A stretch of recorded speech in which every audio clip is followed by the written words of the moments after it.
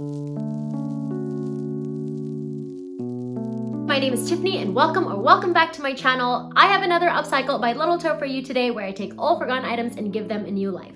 I've been wanting to recreate these two-tone Reformation jeans for a while now. I think I first saw them early this year, and after months of patiently searching, I finally found two pairs of jeans that are perfect for this upcycle. So in this video, I'm gonna show you how I turned these thrifted pair of jeans into this Reformation-inspired two-tone jeans.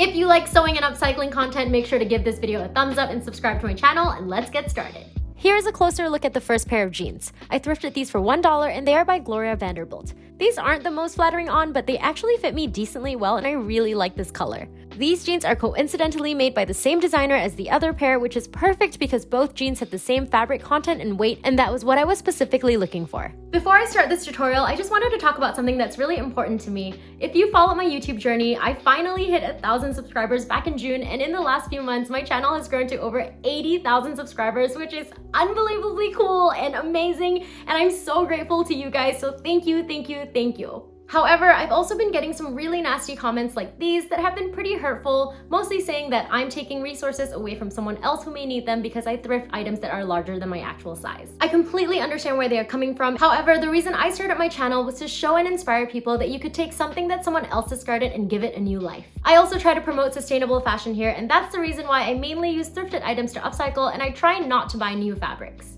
I do, however, think it's extremely important to be mindful when it comes to thrifting. I will be the first to admit that when I first started doing this, that didn't even cross my mind, but after almost 2 years of creating upcycling content and from doing my own research, I am extremely conscientious when it comes to thrifting now. I go to my local thrift store almost every week and I go through every single rack multiple times. If I see something that I really love that's much larger than my actual size, I'll leave it, and if it's still there after several weeks, then I'll purchase it. Because a majority of textiles from thrift stores are sent to landfills, are incinerated, or are sent overseas. I think it's pretty tricky to navigate this because the argument is valid on both sides, trying to create more sustainably versus taking a resource that someone else may have needed. And the only way I know how to keep doing what I love is to be conscientious when I thrift and to be really mindful of my consumption. I love that so many people are trying my tutorials and are inspired to upcycle, but I also want to encourage everyone to make mindful decisions when it comes to thrift flipping and thrifting in general. To everyone who has supported me on this journey, from the bottom of my heart, thank you so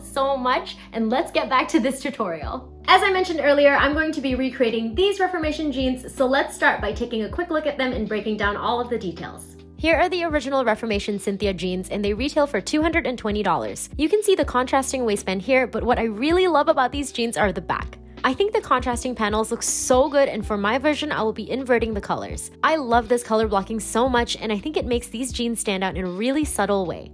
I'm going to be drafting my own pattern for this upcycle, and I'm going to do that by copying a pair of jeans that I know fit me well. I'll be using brown paper to make my pattern. I have my jeans turned inside out, and I'm making sure to lay it as flat as possible and that it is folded along the side seam. Then I trace the side seam as well as the hem. Next, I carefully trace the waist. You can see here that I'm not tracing the top of the waistband, but the seam that joins the waistband and the top of the jeans. Then I trace the center front seam and then move on to the inseam, making sure that I'm tracing the actual seam and not the folded edge. I'm making sure that I traced the waist and center front as accurately as I could, and now I'm just cleaning up my pattern. I add a seam allowance that is 5/8 of an inch all the way around and then label my pattern. Cut this out, and here is my front jean pattern.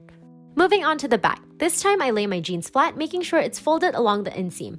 I start by tracing the center back and then trace the inseam. The back is a little trickier to trace than the front, but now I'm folding it along the side seam, and I adjust the placement of my jeans, making sure it still lines up with the center back seam that I traced earlier. Then I trace the hem, the side seam, and the waist. Just like I did before, I clean up my traced pattern. Now I'm using my front jean pattern as a guide to make sure that everything lines up, but it's a little bit short, so I'm just adding a little over an inch to the hem. Again, I add the seam allowance and then label my pattern. Cut this out, and this will be the base pattern for the back of my jeans.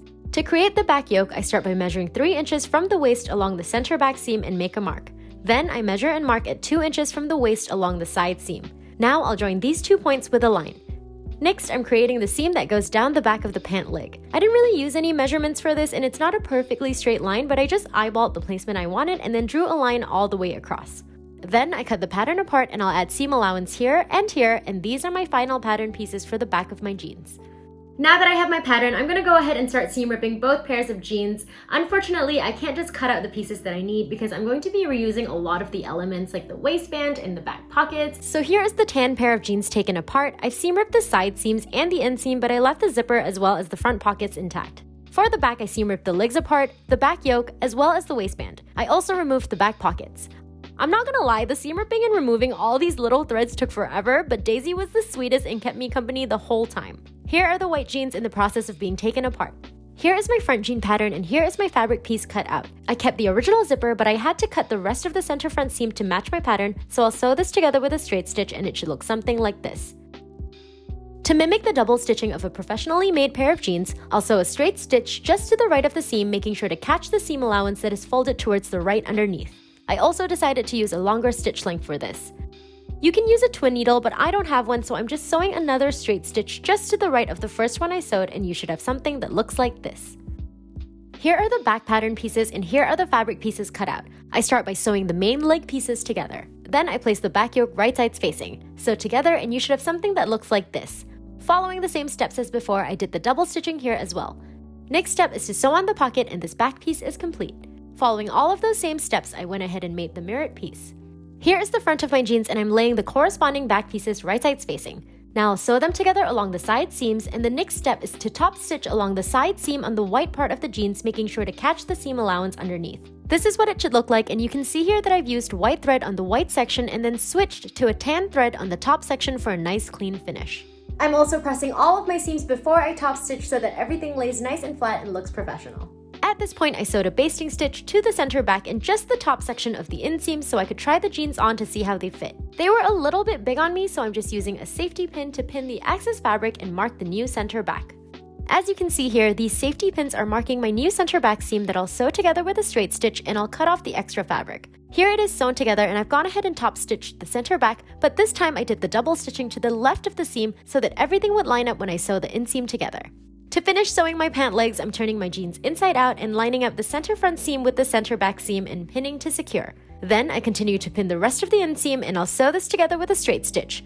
Here is what it should look like now, and these jeans are almost done. Next step is to attach the waistband. So I did have to seam rip all of the belt loops off of the waistband because I want to use the original button and buttonhole, but this waistband is larger than my actual waist, so I'm going to have to take it in, which means that I also have to shift all of the belt loops. To figure out the length of my waistband, I start by lining up the side with the button to the top of my jeans and work my way around the waist until I reach the center back and mark that with a pin. I'm going to repeat this for the other side of the waistband.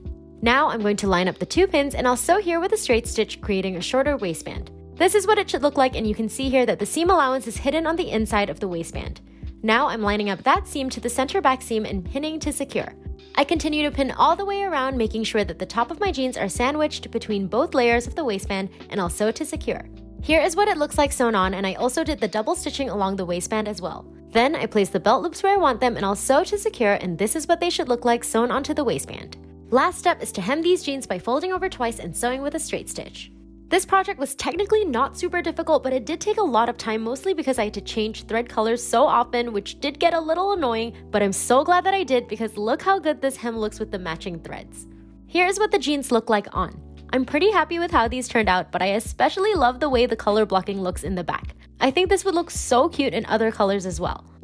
I hope you guys enjoyed this tutorial. If you want to see more photos of these two-tone jeans, make sure you follow me on Instagram at @LittleToe.